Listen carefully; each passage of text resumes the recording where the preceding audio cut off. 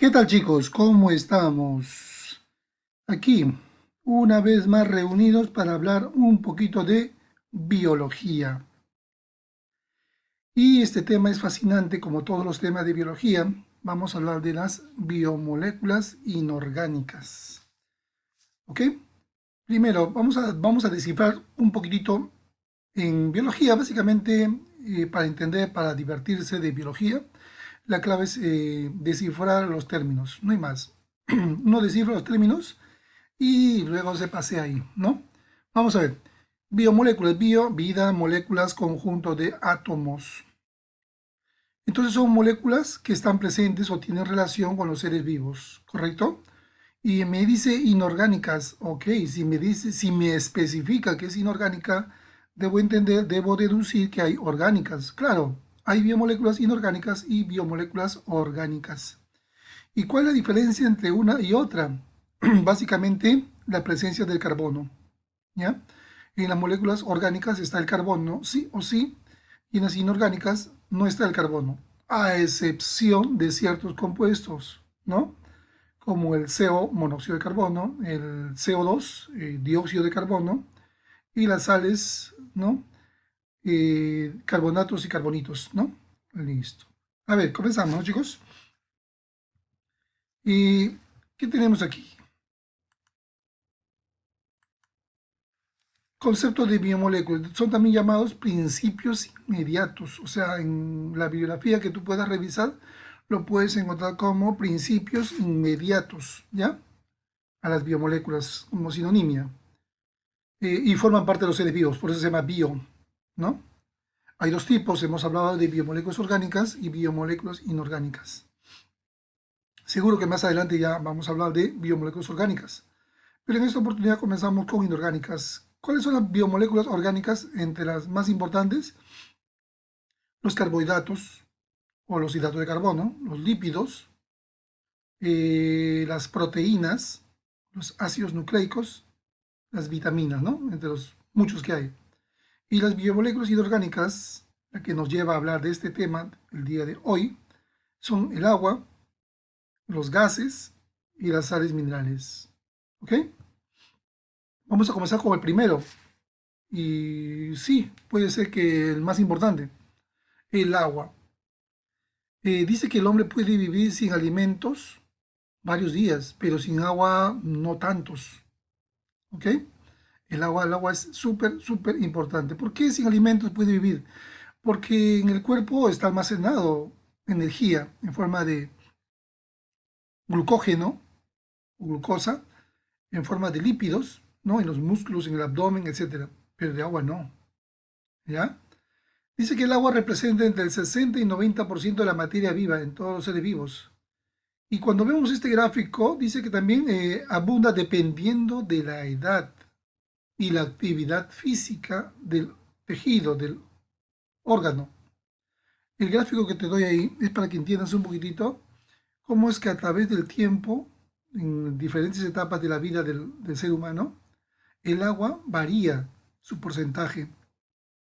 Cuando uno viene al mundo, tiene un buen porcentaje, casi un 90%, y conforme va avanzando la etapa, van avanzando los años, la persona va perdiendo el agua. Ojo, y por más que adquiera o ingiera agua, es que el organismo ya no asimila el agua, lo elimina, ¿no? Y así por eso vemos a las personas de la tercera edad como que, entre comillas, se están secando, ¿no? Es que pierden agua fácilmente ellos. Chicos, y acá tenemos órgano por órgano la cantidad de agua que tenemos, que se presentan, ¿no? En los ojos dice que está el 95% del total de agua que hay. En la sangre hay un 75%. El otro 25% son los elementos formes o las células. En los riñones representan 94%. ¡Wow! El 6% nada más son células. En el cerebro el 83%. En los pulmones el 85%. Y en los músculos el 75%. No te olvides que los músculos también es bastante tejido sanguíneo, ¿no? Por eso es rojo. A ver, y en los seres, otros seres vivos, en la medusa, lo que conocemos como la malagua, dice que tiene el 99% de su cuerpo es agua. El 1% son partes sólidas. 1%, ¿no? Pero son organismos, entre comillas, superiores, ¿no? Desarrollados, no son unicelulares. En el caso de los peces, el 80% es agua, ¿no? Y del agua es donde va a obtener el oxígeno para respirar. Y en otros animales está entre el 60 y 90% de su cuerpo, ¿no? Ahí tenemos a unos cuantos: caballo, el gato, el perro y la vaca. ¿Cuál es la estructura de una molécula de agua? ¿Ok? A ver, chicos. Y esto que tú ves aquí, esto es una molécula de agua, ¿correcto? Una molécula de agua. Esta es otra molécula, otra molécula, otra molécula y otra molécula. En total vemos cinco moléculas, ¿correcto? Listo. Ahora, una molécula de agua dice acá bipolaridad. Bi o di es lo mismo. Bi es dos. Polaridad de polos. O sea, tiene dos polos, uno positivo y otro negativo. Apolar significa que no tiene polos. ¿Ya? Bipolar es que tiene dos polos. Un polo positivo y otro polo negativo. Sí, pues, la molécula del agua está formada por una molécula de oxígeno y un átomo de oxígeno y dos átomos de hidrógeno. Estos dos hidrógenos van a dar un campo magnético positivo y este átomo de oxígeno va a dar un campo negativo. ¿Ok? Es que el oxígeno es muy electronegativo y va a atraer a los hidrógenos y va a generar una carga negativa. ¿Ya? Ahora, mira, observa. Producto de esta bipolaridad se producen los famosos puentes de hidrógeno, que en realidad son unos enlaces químicos muy débiles. ¿Ya? El enlace puente de hidrógeno se encuentra entre molécula de agua y molécula de agua. Se produce entre el oxígeno y el hidrógeno. Claro, pues mira, negativo con positivo se atraen y ahí hay una fuerza de atracción, ahí hay un enlace químico. ¿Ok? Mira, aquí negativo con positivo, puente de hidrógeno. Aquí negativo con positivo, puente de hidrógeno. Acá también debe haber otro puente de hidrógeno, ¿no? Mira, positivo con negativo, puente de hidrógeno. Acá también debería haber otro, ¿no? ¿Verdad? Y así sucesivamente. Esos son los famosos enlaces puentes de hidrógeno, que muy poco hablamos en química. En química hablamos básicamente de enlace covalente, enlace iónico, ¿no? Propiedades del agua, ¿no? Propiedades del agua. Sabemos que el agua es el elemento químico más importante porque de ello depende mucho, mucho la vida de todos los seres vivos, ¿no? Y dentro de las cualidades o propiedades más importantes que tiene el agua es la polaridad y la cohesividad, ¿ya? Esos dos son las propiedades más importantes y de ahí derivan muchos otros factores, ¿ya? Eh, ya hemos dicho, tiene forma triangular, es bipolar, el agua no es lineal, sino forma como una pirámide, presenta una región negativa y una región positiva, ¿verdad? El agua se considera como un solvente universal. ¿Por qué quiere decir eso? Porque va a disolver muchas sustancias, muchas sustancias. También el agua dice que es el vehículo de transporte de nutrientes, va a transportar nutrientes. Claro, pues resulta que dentro de nuestro organismo, dentro de nuestro cuerpazo, los órganos, los fluidos, ¿no? No están secos, sino están húmedos. Y a través de esa humedad es donde se trasladan muchos nutrientes, muchas hormonas, vitaminas, proteínas, etcétera, ¿ya? Favorece el calor en el ser vivo, ¿no? Si tú te tocas una mano al brazo, vas a ver que tu cuerpazo tiene cierta temperatura, ¿no? Y cuando uno está muerto, no genera ese calor, ¿no? Eso es lo que llamamos calor específico, ¿no? Calor específico. El agua proporciona calor a tu cuerpo debido al metabolismo, a la combustión, ¿no? de los alimentos. ¿Ya? ¿Qué dice aquí? A ver, bueno, buen disolvente de compuestos, sí, pues, iónicos y polares, ¿no? Es el medio en el que se producen las reacciones metabólicas, no se produce en seco, y también a través de él se transporta. Ahí está la sangre, ¿no? La sangre es, hemos dicho, un buen porcentaje es agua. Es líquida a temperatura ambiente. Claro, pues a temperatura ambiente lo encontramos en estado líquido. A temperatura más baja ya está en estado sólido, ¿no? Y a temperatura más caliente ya está en estado gaseoso, ¿no? Tiene un elevado calor específico. ¿Qué cosa es el calor específico? El calor específico se entiende como a la cantidad de energía, ¿no?, que se aplica a una molécula de agua o un gramo de agua para elevar a 1 grado su temperatura. Y en este caso, el calor específico del agua es, o sea, para yo elevar 1 grado la temperatura del agua, necesito de 1 caloría. Por eso que los alimentos que ingerimos nos brindan calorías. Y esa caloría va a provocar que el agua aumente 1 grado, aumente. Cuando tenemos mucho frío, lo que debemos tomar es alimentos ricos en calorías, para que esta caloría, ¿no?, incida en 1 gramo de agua y eleve la temperatura y podamos sentir un poco más caliente. Elevado calor de vaporización es otra característica, ¿no?, otra propiedad del agua. Elevado calor de evaporación se entiende como el calor necesario para transformar la sustancia de un líquido a vapor. El calor de vaporización del agua es de 2256 joules por gramo. Esta es la cantidad de energía que requiere 1 gramo para convertirse en vapor. Máxima densidad, como decir, máxima espesura, ¿no? Se encuentra a 4 grados centígrados. A esos 4 grados centígrados, el agua está más concentrada. La densidad es 1 gramo por centímetro cúbico. ¿Ya? Entonces, si yo varío, ¿no?, si yo varío este factor, esta variable, obviamente la densidad va a cambiar, ¿no? A mayor temperatura, menor densidad, ¿no? Pero la máxima densidad es 4 grados centígrados. Elevado grado de cohesión y adhesión.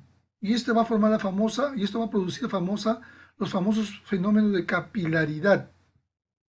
Elevado grado de cohesión, como atracción.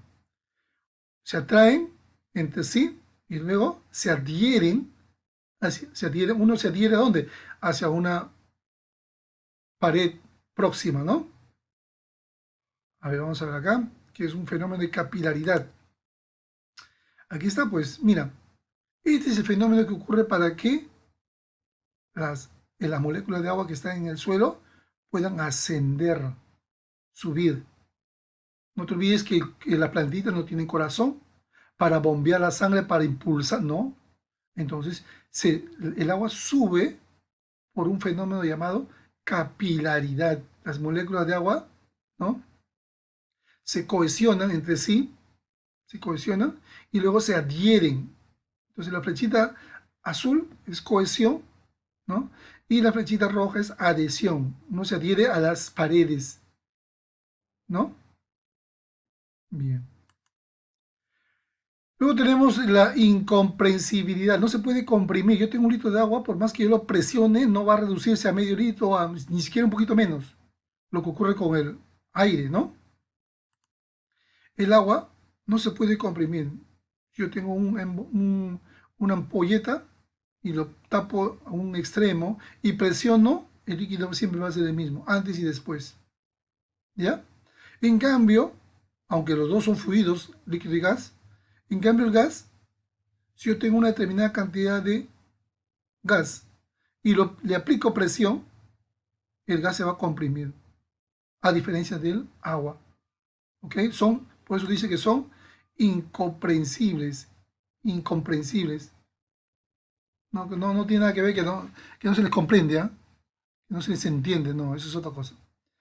Y reactividad. El agua participa mucho en las... Así es, hemos dicho que participa mucho en las reacciones químicas, ¿no?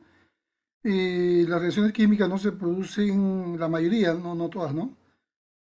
En seco, sino a través de un medio acuoso.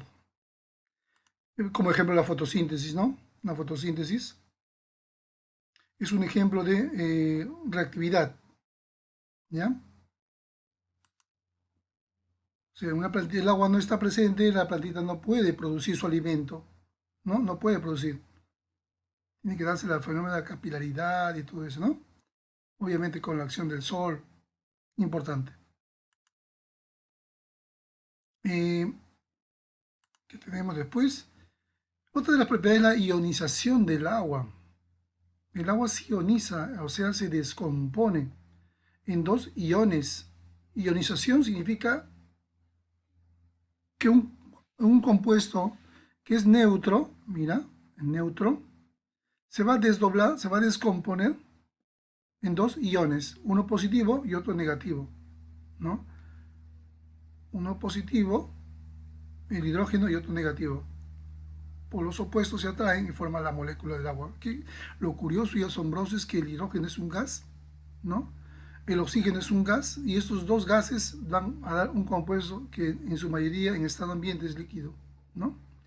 Acá tenemos lo que representa un equilibrio iónico del agua, el hidrógeno, ¿no? El hidróneo, perdón, el ion hidróneo y el ion hidroxilo, ¿no? Eso es lo que vamos a observar básicamente en, en el tema ácidos y bases. El pH. El pH determina la acidez de una sustancia, la concentración, como que cuando uno quiere saber cuán dulce o cuán salado está uno, ¿no?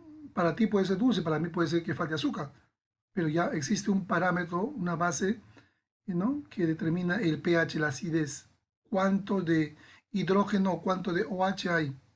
Y esta escala va de 1 a 14, ¿ya? Y luego tenemos lo que son, ya terminamos, agua, ¿no? Vamos a sales minerales, ¿ok? Otra biomolécula inorgánica, las sales minerales. Las sales minerales son importantes porque estas van a permitir que aparezcan estructuras esqueléticas, en especial el carbonato de calcio, fosfato de calcio. El carbonato de calcio lo vemos básicamente en las valvas o en las conchas, ¿no? De los moluscos, como el choro, la macha, ¿no? El cangrejo, fosfato de calcio. Fosfato de calcio básicamente en los huesos, ¿no? En esta forma se acumula.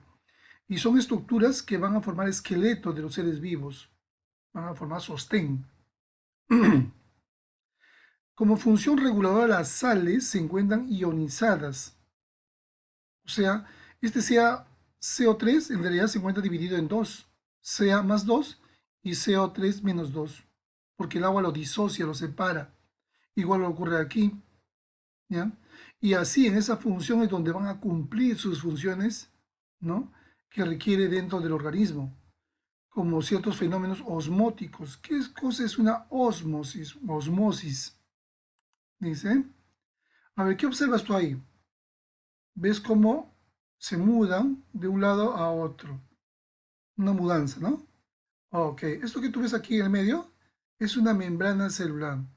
Lo que te quiero explicar aquí es cómo osmosis es cuando de un lugar, de una zona de mucha concentración, pasan a un lugar de poca concentración, hasta que se equilibren. Mira, acá no había nada, ahora hay 5 y acá hay 5. ¿Ves? 5 azules, ¿no? Hasta que se equilibre. Acá tengo 2, 4, 6 rojos, acá tengo 2, 4, 6 rojos. O sea, si acá a la izquierda hubiese 2 rojos, también los rojos pasarían hacia la izquierda. Eso significa, o ese es el proceso de osmosis. ¿Ya? Dice difusión a través de una membrana semipermeable, es decir, que permite el paso de algunas sustancias, ¿no? En este caso del disolvente, ¿no? Medios hipertónicos. Hay medios, pueden ser hipertónicos, hipotónicos o isotónicos. Se refiere a la cantidad de sal, ¿no? A la cantidad de sal. Cuando hay mucha concentración de sal, decimos es un medio hipertónico. Cuando hay muy poca cantidad de sal, decimos a eso que es un medio hipotónico. Cuando la cantidad de sal es igual dentro y fuera de la célula o del organismo, a eso decimos es un medio isotónico. ¿Ok? Y de eso juega un rol importante las sales. ¿Ya? Mira, cuando hay mucha sal alrededor, la célula elimina el agua. Mira, bota el agua y como que se quedan medio marchitadas. Cuando la concentración de agua es promedio, regular, hay un flujo. Ingresa agua para su proceso y sale agua como producto de desecho, ¿no? Sacando desechos. Cuando es hipotónico, cuando hay mucha agua, ¿no? Y la molécula no lo puede sostener, se produce esto, como una explosión de la célula. ¿Ya? Hipertónico, mucha sal; isotónico, cantidad promedio de sal; hipotónico, muy poca cantidad de sal, ¿no? Ahora, esto es lo que ocurre más o menos cuando estamos en el mar, nosotros chicos. Cuando estamos en el mar, el medio que nos rodea es salado. Y nuestro cuerpo, imagínate que son estas células, nuestro cuerpazo, elimina la sal como quien queriendo, perdón, elimina el agua de tu cuerpo como quien queriendo neutralizar. Imposible, ¿verdad? Neutralizar la cantidad de sal. Algo así como cuando alguien está cocinando y se le pasó la cantidad de sal en la sopa, ¿qué le echamos? Agua. Echamos la cantidad, un poco más de agua y baja el nivel de concentración de sal, ¿no? Entonces, algo así es lo que ocurre con el medio hipertónico. La célula elimina agua para neutralizar, para bajar la salinidad externa, cosa que es imposible y queda así, marchita. Igual ocurre con nosotros cuando vamos a la playa, al mar, ¿no? Salimos del mar y estamos como medio cansados, con mucha sed. ¿Por qué? Porque hemos perdido agua. Se ha producido un desequilibrio. Y tanto estamos en el agua que nuestras manos se quedan como arrugaditas, ¿verdad? Ok. Eh, Dice, a través de una membrana semipermeable, el agua pasa siempre del medio hipotónico al medio hipertónico. Donde hay poca sal a donde hay mucha sal. ¿Para qué? El agua pasa así. Va a donde hay mucha cantidad de sal. ¿Para qué? Para neutralizar, equilibrar. ¿Chicos? Bien. Presión osmótica. La presión osmótica, ¿no? Presión, sabe que es fuerza, ¿no? Va a producir dos fenómenos, lo que es la plasmólisis y la turgencia. En la plasmólisis dice pérdida del agua de una célula en un medio hipertónico. La célula pierde agua. En la turgencia, la célula gana agua. Gana agua, tanta agua que puede llegar a estallar.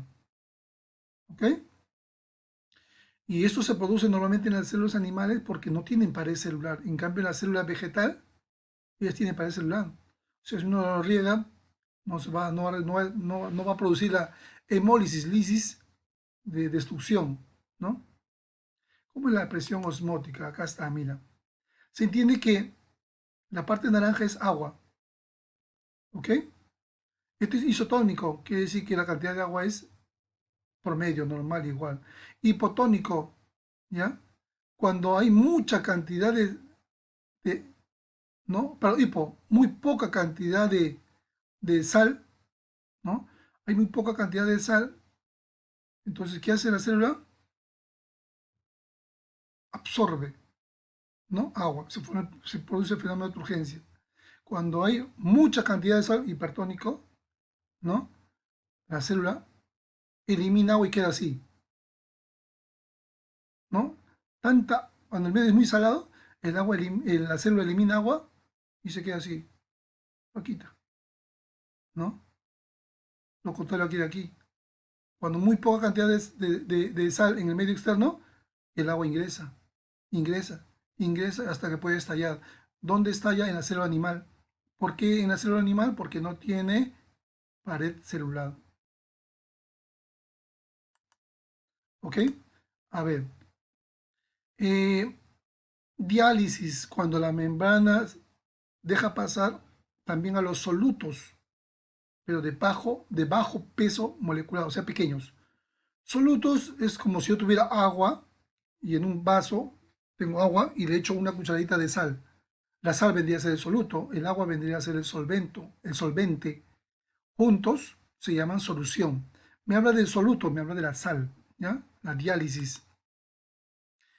Acá vemos la diálisis, acá vemos difusión y acá vemos la osmosis, ¿no? Mira, como solamente pasa lo soluto. Soluto se entiende que el soluto es el que está en menor cantidad, o lo más las moléculas de bajo peso molecular, las más chiquititas. Solamente ellos pasan. ¿Ven? Ya están acá. A diferencia de osmosis, en donde, mira, acá están más concentrados, lado derecho, y tienen que ir hacia el lado izquierdo. ¿Para qué? Para que hayan igualdad. ¿Correcto? Acá hay difusión es cuando las moléculas, las sales están concentradas en una parte inferior y acá no hay ninguna barrera, pero luego se van a mover, ¿no? Hasta ocupar todo el espacio. Esa es difusión. Esto es como el humo del cigarro, ¿no? Sale de la boca, concentrado el humo, ¿no? O de la nariz, y lo puedes ver, y luego se esparce en el ambiente, en el aire, y luego ya no lo puedo ver, se va a perder, porque no está concentrado. El agua también las sales también son importantes para la regulación del pH, ¿no? Ya hemos dicho que el pH es el nivel de concentración, de acidez o de basicidad de ciertos organismos o medios. Gases, el último bloque de moléculas inorgánicas. Dice, son moléculas inorgánicas que se encuentran en constante movimiento, rápido y desordenado. Y ahí hablamos acá del ciclo del oxígeno, del nitrógeno, este es O3, ozono. Están constituidos por un mismo elemento, moléculas diatómicas, ¿no? Esta es diatómica. Por la participación de átomos de dos elementos diferentes, o también por la participación de otros átomos, como el CO2, el ácido sulfhídrico, el metano. El metano está en pantanos, en volcanes, pero acá está el carbono, que es compuesto básico de todo ser vivo. La importancia de los gases radica en su capacidad de difusión en la atmósfera y de comprimirse fácilmente. Ya hemos visto la jeringa, ¿no? Cómo se comprime. Esto faculta el intercambio constante o reciclaje entre los organismos autótrofos y heterótrofos. Acá estamos hablando de qué? Del ciclo del agua, del oxígeno, del nitrógeno. Y también con el medio ambiente, ya que la mayor parte de la vida se desarrolla en el ambiente aéreo o próximo a él. Los gases más importantes es el oxígeno y el CO2.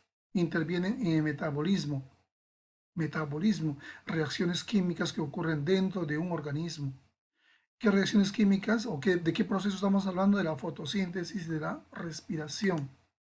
Ahí está pues, ¿no? Ahí está el oxígeno, ahí está el CO2. En el proceso de la fotosíntesis, cómo se recicla. Está en constante movimiento.